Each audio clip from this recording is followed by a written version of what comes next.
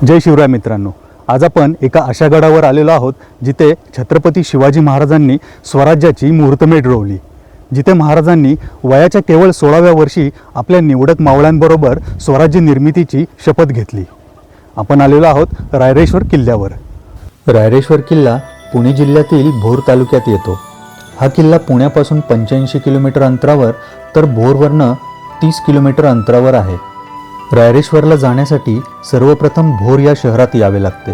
तिथून पुढे तुम्ही खाजगी वाहनाने किंवा एसटीने भोर मार्गे थेट या पठाराच्या पायथ्याशी येऊ शकता। यासाठी भोर, आंबावडे, कोर्ले हा मार्ग सोयीचा आहे। मित्रांनो, पायथ्यापासून गडावर चढण्यासाठी पायऱ्यांचा मार्ग आहे। हा पायऱ्यांचा मार्ग जिथे संपतो तिथे एक उंच कडा आहे आणि हा कडा चढून जाण्यासाठी एक लोखंडी जिना बांधण्यात आलेला आहे।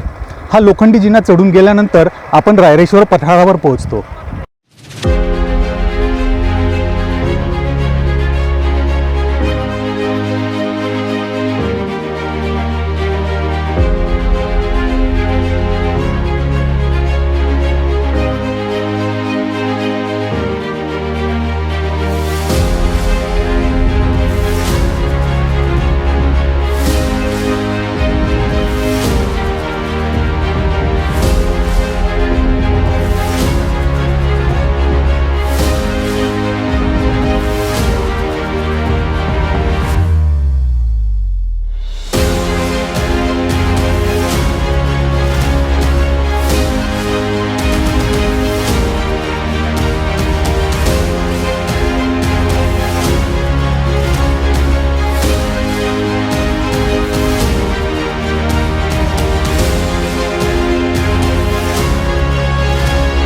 रायरेश्वराचा रायरेश्वर किल्ला असा जरी उल्लेख करण्यात येत असला तरी रायरेश्वर हे एक विस्तीर्ण असे पठार आहे आणि इथे किल्ल्यांप्रमाणे बुरुज, तटबंदी अशा वास्तू दिसत नाहीत। सह्याद्रीच्या डोंगर रांगांमध्ये असलेल्या या पठाराची समुद्र सपाटीपासूनची उंची जवळपास 4500 फूट आहे।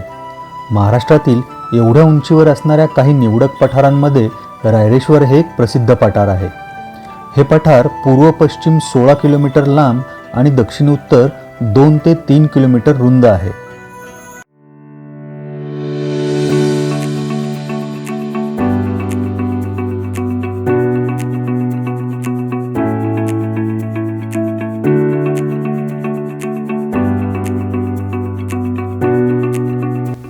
या किल्ल्यावरून आपल्याला तोरणा, राजगड, सिंहगड, पुरंदर, रोहिडा, कमळगड, केंजळगड, पांडवगड, वैराटगड अशा एकापेक्षा एक सरस गडांचे दर्शन होते।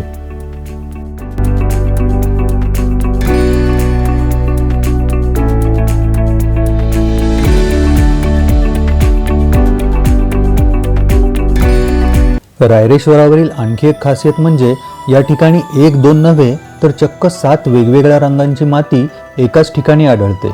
निसर्गाचा हा चमत्कार पाहण्यासाठी देखील अनेक पर्यटक व अभ्यासक येथे भेट देत असतात। रायरेश्वर मंदिराकडे जाताना आपल्याला वाटेतच एक गोमुख कुंड दिसते। या गोमुख कुंडामध्ये 12ही महिने पाणी प्रवाहित असते। या कुंडांचे वैशिष्ट्य म्हणजे कडक उन्हाळा असो किंवा कोरडा दुष्काळ, या गोमुखातून पडणारी पाण्याची धार कधीच आटत नाही। हे पाणी अत्यंत स्वच्छ व पिण्याजोगे आहे। येथून पुढे गेल्यावर आपण रायरेश्वराच्या मंदिरात पोहोचतो।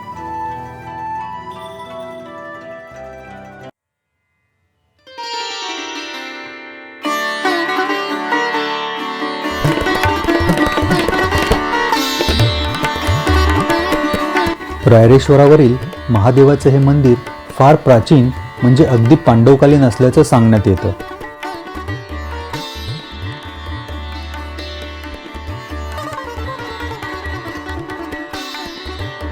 हे मंदिर पूर्वाभिमुख असून 3 भागात विभागलेल्या या मंदिरात सुरुवातीला नव्याने बांधण्यात आलेली ओसरी, त्यानंतर सभामंडप आणि त्यानंतर गर्भगृह अशी याची रचना आहे। मंदिराच्या आतील 2 नंदी, दगडात कोरलेले खांब आणि शिवपिंड पाहिल्यानंतर हे मंदिर पुरातन असल्याचं लक्षात येतं।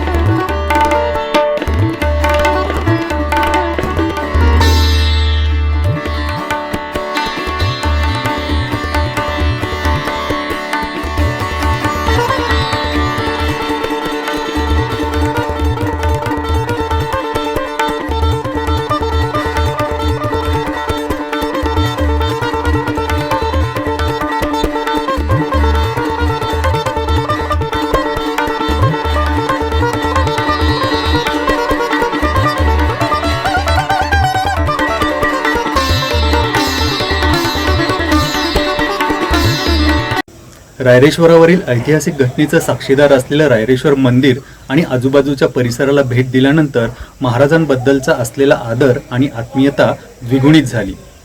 महाराजांना आणि त्यांच्याबरोबर लढलेल्या ज्ञात अज्ञात अशा शूरवीर मावळ्यांना नमन करून आता हा व्हिडिओ आपण येथेच थांबवूयात.